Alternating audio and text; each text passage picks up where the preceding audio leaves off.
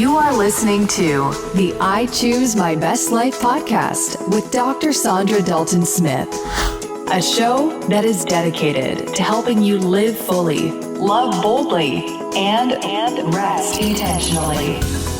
For additional resources, visit ichoosemybestlife.com.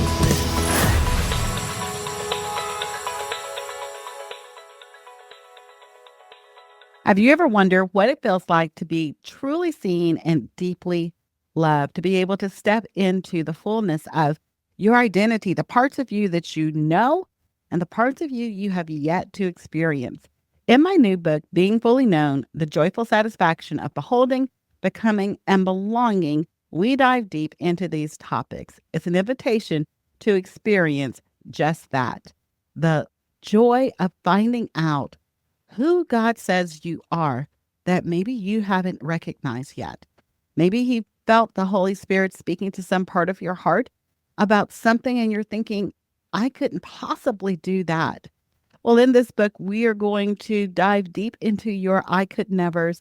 We're going to take a look at the parts of your identity that maybe have been shut down because of fear, maybe have been shut down because of things other people said, and maybe because of things you said to yourself. It's a journey into the kind of love that changes everything, the kind of love that only can be experienced when you behold God in the fullness of who He is and allows what you behold to become a part of who you are becoming. You can find a copy wherever books are sold, including Amazon, Books A Million, Barnes & Noble, as well as Target and some other retailers. When you purchase early, you get a lot of great pre-order gifts. So be sure to get your copy now. Welcome, everyone. This is Dr. Saundra, and you're listening to I Choose My Best Life. Today, we're going to be chatting about your relationship with food and how can we have a healthy relationship with food and with our bodies. We have with us today Brittany Braswell, and she is the host of Joy-Filled Eater podcast. And so I want us to really dive into that topic. What does it look like to be a joy-filled eater and not someone who is eating out of compunction because it makes us feel better, or even eating out of secrecy because we don't want people to know what we're eating that brings us joy, but we can actually have a healthy balance with that so that the foods we put in our bodies are things that we feel confident about and that we have joy about ingesting. So Brittany, welcome to the show. And let me give you just a moment to share a little bit about yourself and about your background. Yeah. Thank you so much, Dr. Saundra. I'm really excited to be here and to serve your listeners today with hopefully a helpful and practical conversation on how do we improve our relationship with food and body. Just to give you a little bit of background, like you said, I host the Joy-Filled Eater podcast, and my background is a registered dietitian. What that means for most people working with them is I am really helping them to get rid of a lot of the fears and anxieties that they have around food and hopefully help food just feel less complicated. For so many people, they'll ask questions like, how do I eat, or how much, or how do I know what to have? And so much of what I do is trying to instill confidence in people to learn how to recognize what's going on in their body, and then how to use those signals that the Lord gave us that we were designed with to be able to make wise choices, not only for our physical health, but also for our mental, spiritual health in the process. Oh, I love this. Well, since we're going into the holidays, and I think a lot of us have some habitual eating habits that take us into the holidays, and some of it may be emotional eating as well, because a lot of people do have grief, maybe if they lost a family member or other stressors that are related to the holiday season that lead them into certain eating patterns. What support or help would you recommend that person start thinking about or looking into to try to improve that situation?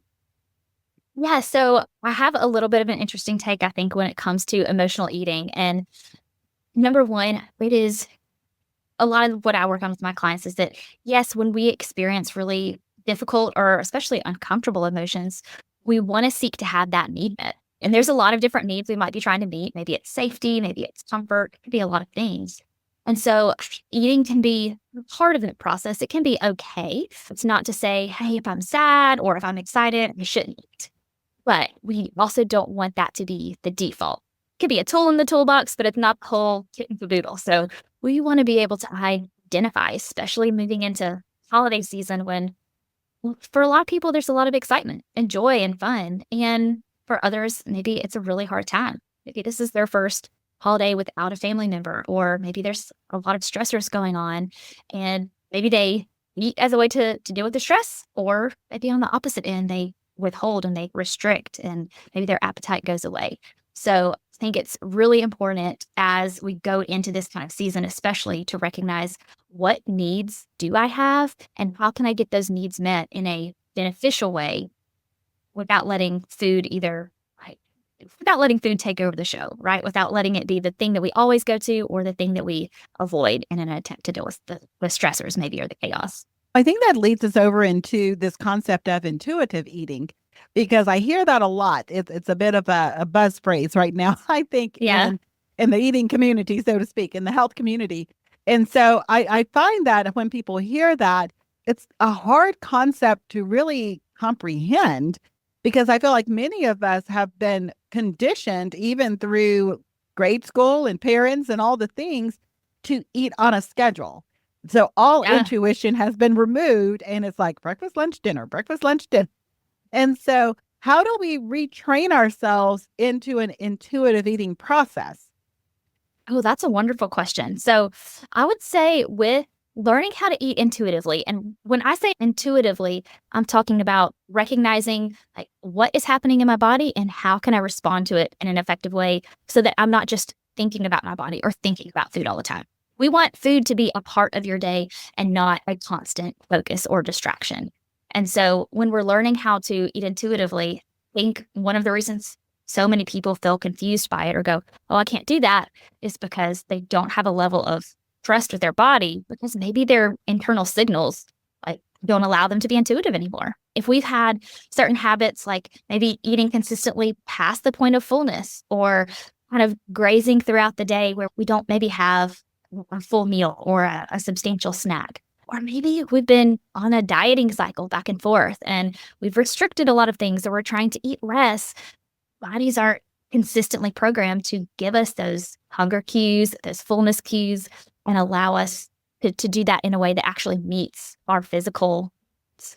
And so, yes, intuitive eating, ideal for everyone to get to a place where you can recognize, hey, my body is letting me know it's time to eat, and I had the opportunity to eat. That's gold standard, but that's not always doable. I have to change my meal time someday and go on a schedule, because that's how life works. If I have a meeting with a client, or we're having a conversation right now in my time in Central Standard, it's around 12 o'clock. I might normally eat lunch this time. And so to learn how to eat intuitively doesn't mean we have to ignore the schedule. We can actually use that to help us make decisions going, okay, maybe I'm not hungry yet, but I have a meeting that starts in 30 minutes. And so maybe instead of having my full lunch, because that would leave me feeling overly full when it's early, maybe I know I need to at least eat something to last me through the meeting or the class I'm going to or the church service, so that you don't get to the end of that time going, okay, I missed my normal time. Now I'm starving. Now I'm going to eat probably really quickly, probably past the point of fullness, and then be uncomfortable. So there's this nuance and there's this balance of recognizing what our body's telling us, honoring that as best we can, and then also taking into consideration things like, what do we have available? What's my schedule like? And what makes the most sense for today? I think that hits on a lot of pain points, I think, for a lot of people, because I feel like you described it really well.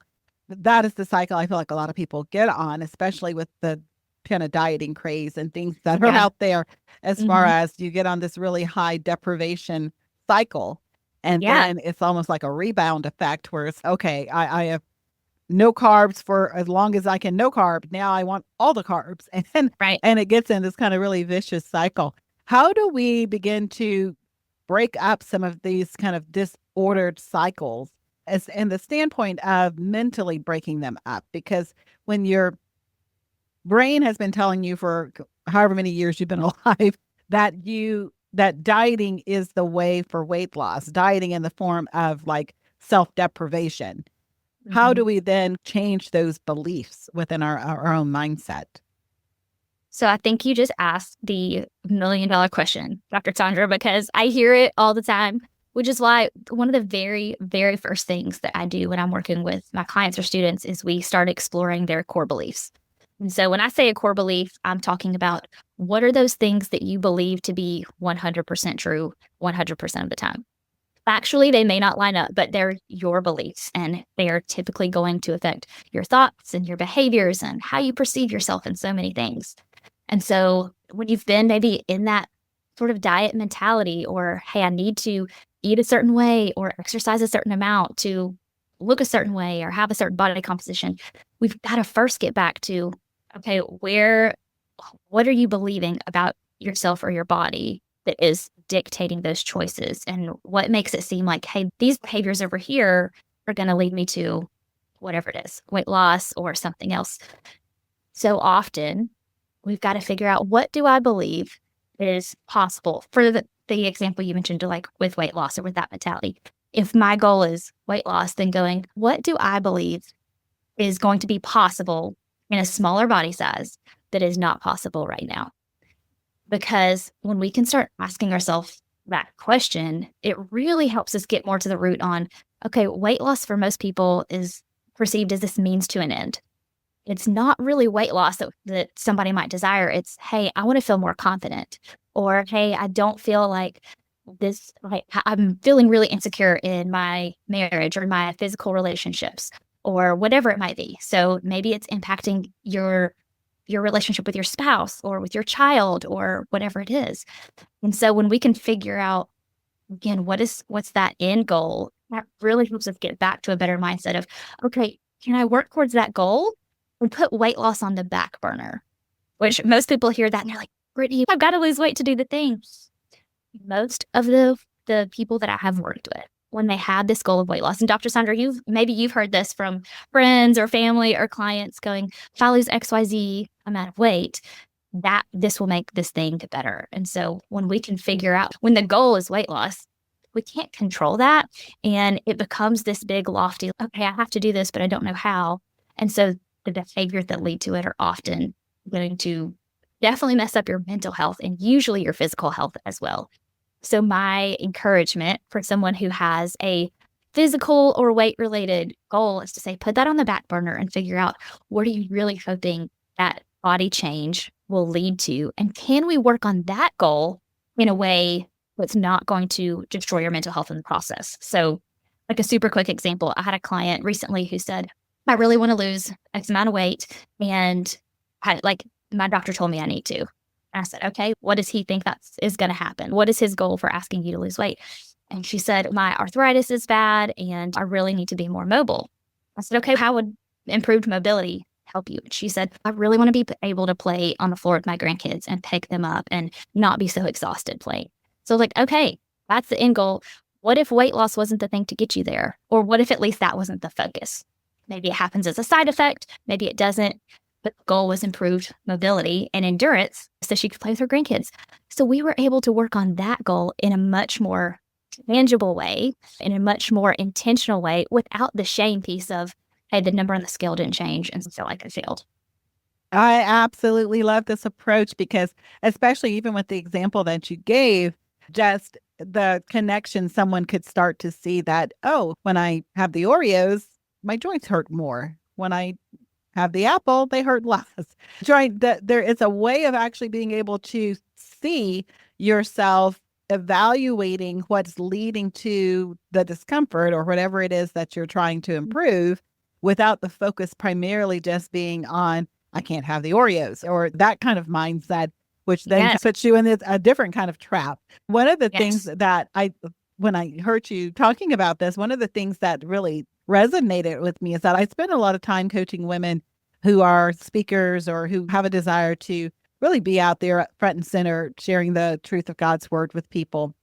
In one of my mastermind groups, we do this thing where at the end, 10, 12 of us get together and we record. I have videographers and photographers, and I rent out a venue and I have them come and do their talk, and we record it and we have it for them to be able to promote and to share their services so that they actually have tangible evidence of them sharing and speaking. And they have these lifestyle videos and photography footage.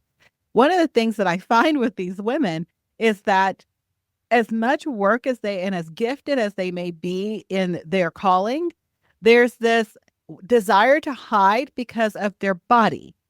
The body may not look exactly they would hope for it to look, or as one woman told me, and she just recently had a couple of babies. I literally hit not too far between the two. Yeah. I don't know this body. How do we help women really get to improve their body image so that even when they're doing these healthy habits, even when they're stepping into better eating habits or intuitive eating, that their body image isn't dependent on the result of the number on the scale or a certain dress size and all of these things? Such a good question. So when it comes to body image, I get a lot of pushback on this. So I'll give you my piece of encouragement or my strategy here that I talk with clients about, and then I'll explain it and it'll make more sense.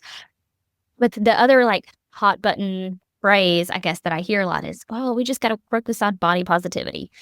And or body love, that's the other one I hear a lot, just body love, body positivity. And when we go back to scripture, that doesn't actually support that. There's a verse in First or Second Timothy where it talks about how we're going to get to the end times and there's going to be like all these terrible things happening, and lovers of self is one of the things on there. And it's okay. We have this idea that self-love, at least in this capacity, is really not necessarily the goal. So body positivity does not necessarily, it's not necessary in order to improve your body image. You don't have to wake up in the mirror and wake up in the morning, look in the mirror and go, I just love what I see. And because of that, my body image is going to be great today. What I have found in my education and my studies, and especially practically working with so many women, to improve body image, for most people, what it really looks like is, how do I reduce the constant focus on my body? Because so often we're told in society today, okay, look in the mirror and give yourself a body positive affirmation and just tell yourself, hey, okay, this is the part I'm concerned about, so let me say one good thing about it. And not necessarily saying that can't be beneficial, but when we focus on thinking about our body more positively, we're still thinking about our body more. And the goal is for the body to not be a distraction. Because if you think back to the last time you were just in the zone and having so much fun, maybe you were having a great conversation with a friend, or you were out at dinner or a coffee shop, chances are your body wasn't the focus of that time. You were engaged in relationship and conversation, and you probably weren't thinking about how that particular pair of pants was fitting in the moment. And being able to say, I had this visual, and so I can try to explain it my level here, but I use this framework called the body focus and intentionality framework. And essentially, if you think of it about 4 quadrants, with you got a line on the bottom, that's the amount of focus you're putting on your body. Left to very little focus to tons of focus. Then on that vertical axis, like no intentionality, up to the top, super high intentionality. Most people think they need to be in that top right corner. You just need to think about my body a lot and be super intentional with how I take care of it. I'm going to eat in a certain way. I'm going to eat all the quote unquote healthy foods. I'm going to do X amount of exercise. But that usually just leads to a lot of body obsession. And if you're in one of those bottom 2 quadrants, then regardless of how much focus you're putting on your body or how much time you're thinking about it, when you're not being very intentional in responding to what it needs, right? If I stub my toe, I'm going to think about my foot. It's telling me, okay, you probably need an ice pack or something else. So if I'm not intentional with recognizing and honoring things like a hunger cue, or recognizing, hey, my stomach hurts and I need to figure out with how much I ate or with what I ate, what might be contributing to that, you're typically going to feel pretty like frustrated or hopeless. And so it's in that sort of happy medium where we have low focus but high intentionality that the body image improves, because we are only thinking about our body typically when it's telling us it needs something, right? When we're hurt, we're uncomfortable, when those pants are just like, that it doesn't work today, right? If I try to squeeze into a pair of pants, I'm postpartum baby number 3. I've got a baby that is under a year old. So I feel that when you mentioned the lady who's just had 2 kids, my clothes fit differently now than they did before baby number 3 and baby number 2 and baby number 1. And so if I'm wearing pants that I tried to put on pants that I was wearing in college or even after first baby, I'm going to be focused on my body a lot. I'm going to be going, man, I just wish these fit differently, or, oh, I had to let out another notch in the button or the belt. I'm going to be focused on my body a lot. And I'm going to be critical of it. But if I just say the number on the label in my pants is not going to affect how I feel about my body today, then I'm going to maybe let myself go buy clothes that fit my right now body, that are comfortable, that aren't distracting, that aren't going to make me get on a stage or get in a meeting at work and be twitching and fidgeting and going, oh, this doesn't feel good.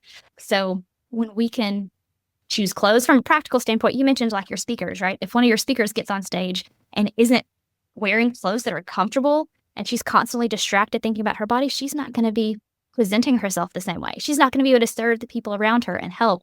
Just if you're a mom listening and you're so focused on, oh man, this bra doesn't fit the same way that it used to, right? Or these pants are riding in a way that I don't want them to. You're not going to be able to be present with your kids or with your husband. You're going to be focused on how distracting your body is. And so when we can reduce the focus on our body, you would be absolutely shocked and surprised at how much better you feel and how much less preoccupied you are with your weight or shape. And I can imagine that does bring a lot more joy in your life because you're not Yes. focusing on the things that you wish were different or that you are hoping you can change. You are appreciative of the current moment and honoring your body in its current condition rather Yeah. than only waiting until it reaches a certain level of condition before you're going to give it any sense of praise or honor or value to it. So I Right. love that mindset behind it. Our last question before we take a moment to learn how people can get in contact with you, I'd love to just have you share a little bit about where faith intersects with our eating habits. Yeah. So the framework that I teach my clients, the joy-filled eater, like how do we go from being duck and diet mentality to really having this joy-filled relationship with food, your body, and with Jesus? We can't try to do this all on our own. We can't try to there's a book on intuitive eating. We can't turn that into our health and wellness Bible either. The Lord created us, and so we want to honor his will above ours. And so when it comes to our relationship with food and our body, the three kind of main pillars that I talk about to really help you cultivate that joy-filled relationship is we want to look at science. We want to look at like nutrition science and kind of brain science or psychology on how does our body work? How does our mind operate? And how can we have an understanding of those? So for things like you mentioned carbohydrates earlier, we get a lot of clients that are like terrified to eat carbohydrates. And so part of that science piece is going, what do carbohydrates actually do for my body? Let's get rid of all the myths and all of the things that your mom told you or your aunt told you or somebody's neighbor and go, what actually happens when I eat carbohydrate? How does my body use that? And we can use that to start fighting off a lot of the fears. The second piece is looking at body wisdom. I won't go into this a lot for the sake of time today, but that is really where we're, again, recognizing what's your body telling you, what does it mean, and now what do I do with it? And so we got to learn to not let our bodies drive the bus. We want our bodies we want to recognize what's happening. We don't want to only lean into what do I feel like. If I did that, I'd be hitting snooze every single day and I'd miss all my meetings and never go to work. I can't let my body call all the shots, but I need to understand what's happening with it. The third and the biggest piece of this is your relationship with the Holy Spirit, having faith and submitting to the fact that, hey, I'm going to learn the science piece of things. I'm going to learn how my body works. And I want to lean into how my body was created and what it feels like. And I'm going to submit both of those to Christ, knowing that, number one, I'm not going to get everything right every time, and that's okay. And number two, He knows a whole lot better than I do. We read the verse over and over again about your ways are higher than my ways and your thoughts higher than my thoughts. And so being able to say, I'm not going to let my brain or my body just dictate everything and drive the bus. I'm going to constantly seek the Lord and say, hey, God, I know, even though I'm like having a hard body image day, I know my worth and value come from you, not from the number on the scale or the size on the label in my pants. It's also saying, hey, God, I feel like eating this today. Is that going to be a wise choice for whatever's happening? Sometimes the answer may be like, hey, I need to choose something a little more nourishing right now. And another time it may be, hey, I'm going out to coffee with a friend because continues to talk and connect, and going to Starbucks and having a latte is the medium in which that's going to happen. And that's going to be kind of a soul filling thing, right? That's going to be healthy or beneficial in a different way. And there's a whole lot to it, but to just summarize it, it really comes back to that idea of submitting, learning what we need to learn and that could be beneficial for making wise choices, and then saying, God, give me the wisdom, not based on just what I think, but on what's going to be most honoring, so that I am cultivating a body and a mind that is not going to be hindered in order to fulfill the calling, the purpose that you have on my life.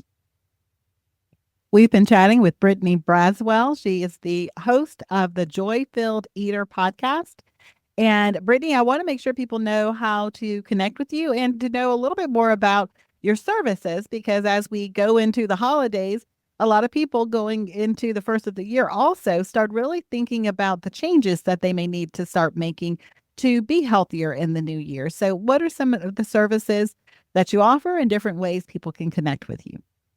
Yeah, thank you so much, Dr. Saundra. You guys can connect with me every week on the Joy-Filled Eater podcast. I love to hang out there. And then if you want to learn more about what working with me looks like, you can head over to brittanybraswellrd.com/secret. And that is where you will find my private podcast series. And I'll walk you through what I do with clients and what does that step-by-step process look like. We peeked at a little bit of it today, but to see, hey, how can you start taking some actionable steps to improve your relationship with food and your body? And if you want to touch base with me further there, you can always shoot me a DM over on Instagram or hit reply to an email and we can connect from there.